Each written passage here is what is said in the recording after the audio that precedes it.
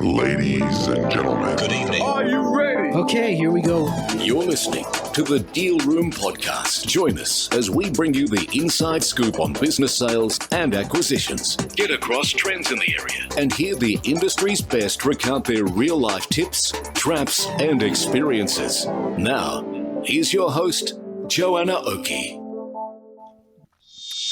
Hi, it's Joanna Oakey here, and welcome back to the Deal Room Podcast, a podcast proudly brought to you by our commercial legal practice, Aspect Legal. Now, in this episode, I'm talking with Kristin Carney, founder of Piper Health, all about how doctors and medical practice owners can prepare their practices and themselves for a successful sale. With more than 4 decades of experience in healthcare, from nursing and practice management through to leadership roles at Oka Health, Genesis Care and Blackmores Limited, Kristin has advised on more than 200 successful transactions, helping practice owners get ready to sell both financially and emotionally. And in this episode, Kristin and I talk about what sale readiness really looks like for medical practices, how to navigate due diligence without losing momentum or confidence, and why emotional preparation is just as important as financial preparation. So let's jump in. Kristin, I just want to say a huge thank you for joining us on the Deal Room Podcast today. Thanks, Joanna. It's a real privilege. I was excited to receive the invitation, so let's enjoy the next half hour. I know, absolutely. Well, I absolutely know I will, because I've heard you talk about such interesting things, Kristin, in the past. And that's why I wanted you on the podcast, because I think you bring a bit of a unique view. But where I want to start actually is maybe, how about we just start with a bit of your background? Well, why don't you start just talking a little bit about what you do now? Yep, but then if you could tell us how you got there and why. Yeah, absolutely. Look, I live in the very top of the Blue Mountains, and that was a bit of a lifestyle change triggered by COVID. At the same time, I'd been working in corporations for years, and in the healthcare space, general practice, pathology, specialist services, but predominantly in private equity or listed organisations in executive type roles. I did have a nursing background, which actually put me into healthcare at the start, and but over a course of 30 odd years, I've always sort of worked with doctors, service provision, professional services, etc. So I run a little advisory whereby I work with doctors who are selling or wanting to sell or planning to sell to large corporations, okay? And that's triggered by my background, obviously, because I've worked with a number of those big organisations, but on the other side of the desk.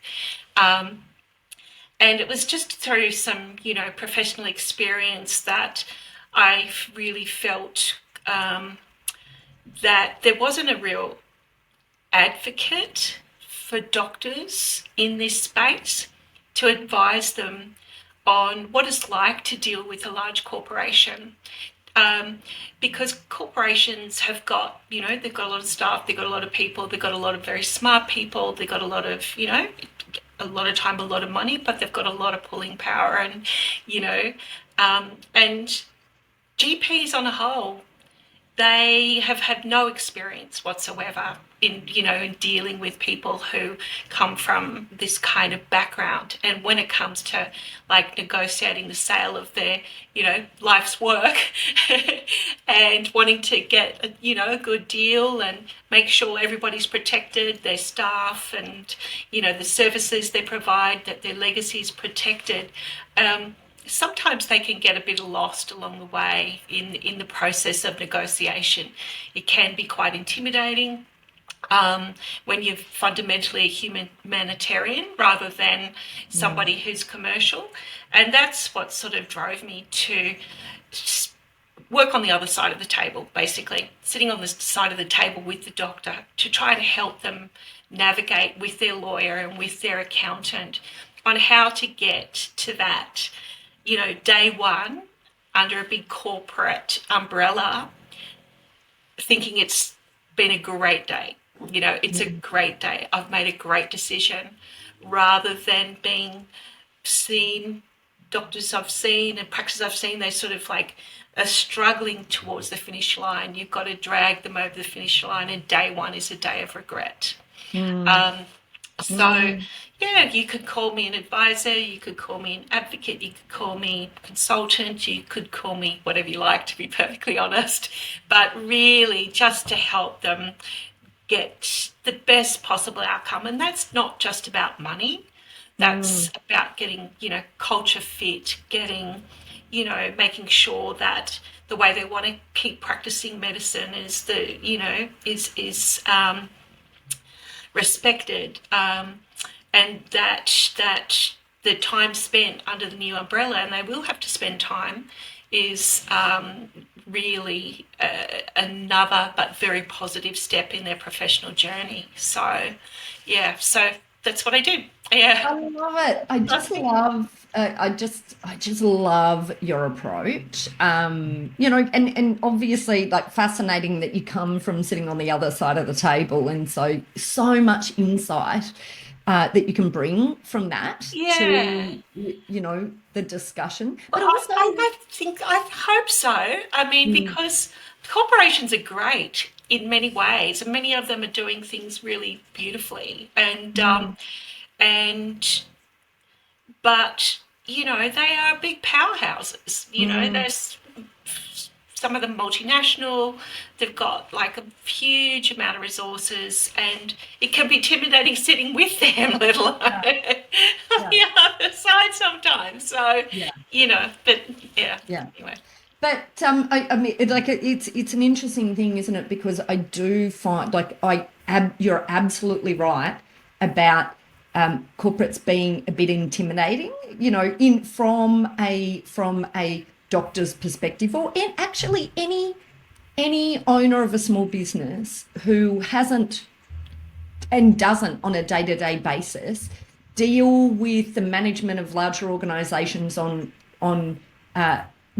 important transactions. And of course, this is often the most important transaction of their life, and they're dealing with a counterparty, someone on the other side of the table who they don't really understand, and often will come in with teams of people. They never come by themselves. That's a generalisation, but on the whole, they never come by themselves. There's a team, and there's nothing more. There's nothing more. I guess you can see the look on the faces of selling doctors. Say a large regional town or something, and they go to the airport to collect like 3 or 4 men in suits. It's like. It's like you can just see it. It's like, wow.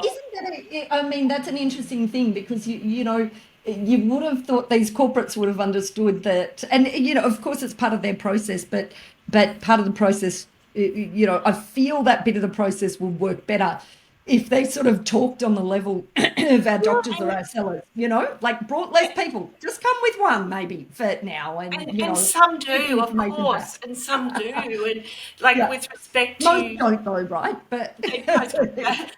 but I also see that a little bit as my role as well. If I've got a client and they're, even it doesn't matter whether they're metropolitan or whether they're regional or wherever, and I think that it would be better served if you rock up in a pair of jeans and, a T-shirt, with a collar.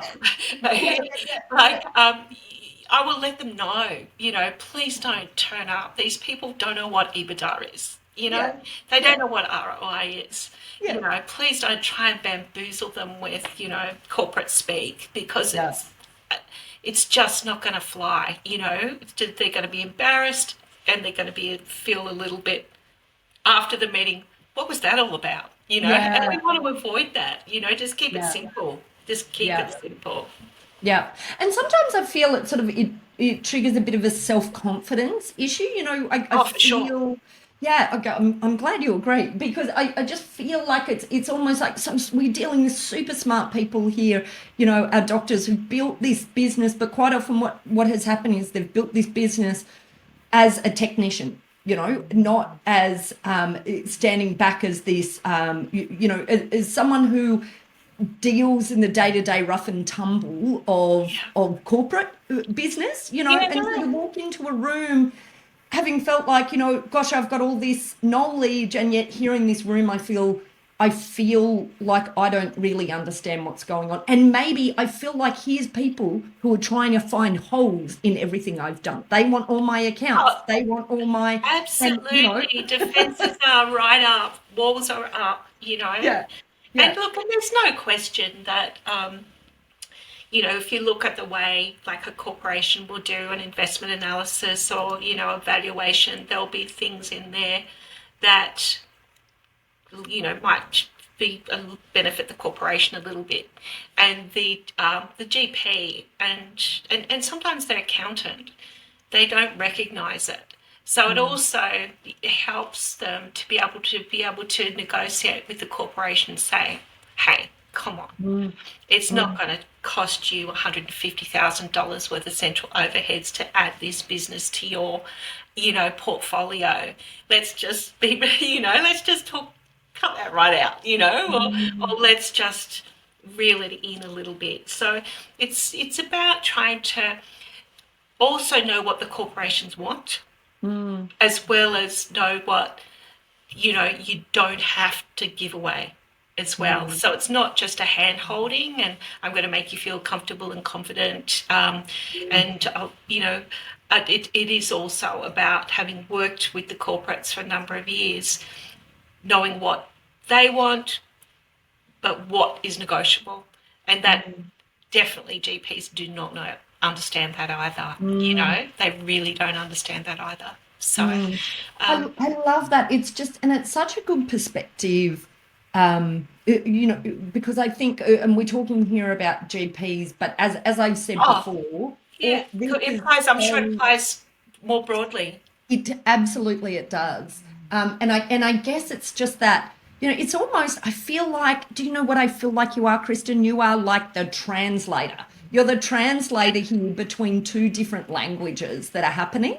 Yeah, And I think that is just so, not just languages, but also modes of operation. And I just think that's so valuable. But like, let's click on some of the potential issues in this space and how you deal with them. So let's just say very practically, starting with the due diligence side, one of the issues I find is that general practice owners, doctors, and every other small business, probably under the sun as well, when they're asked for information as part of the due diligence process. I mean, number one, firstly, usually they just have no understanding of what is about to hit them in due diligence when you have a large organisation looking to buy you, right? and it's a very forensic due diligence. That is the very first thing. And it can be exhausting, but also very time consuming.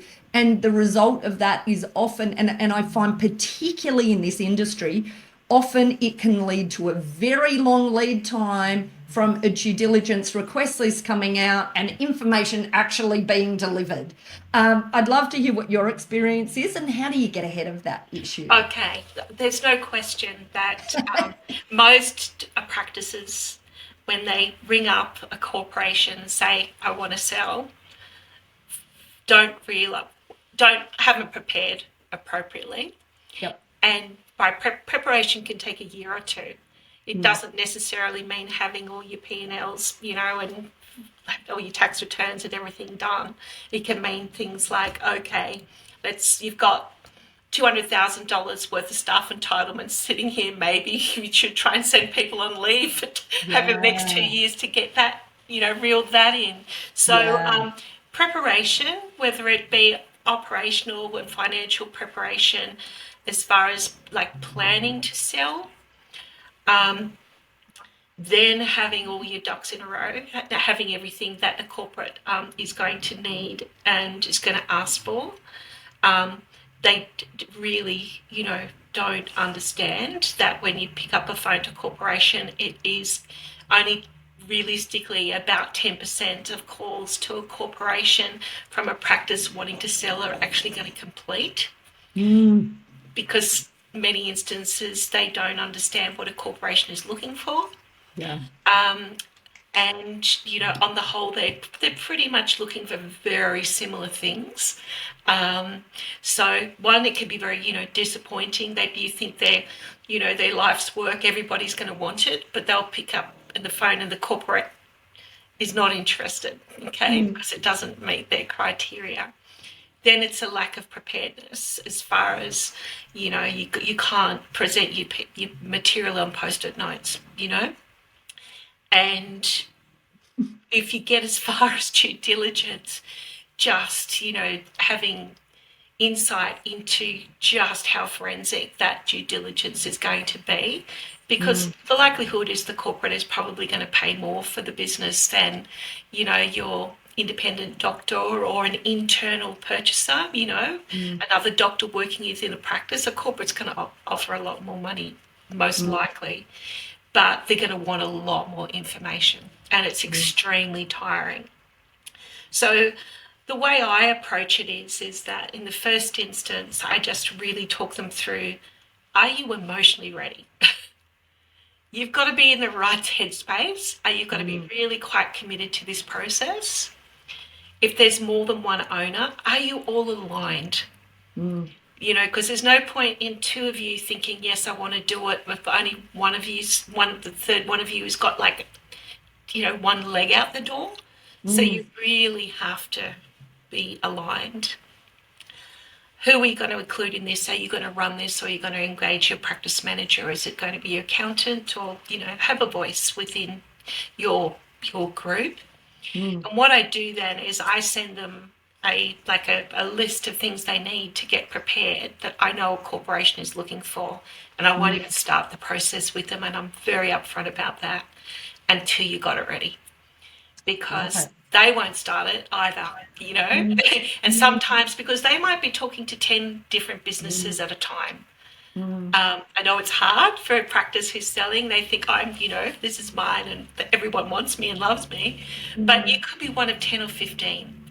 So I explain that you've got to be ready, and this is what readiness looks like.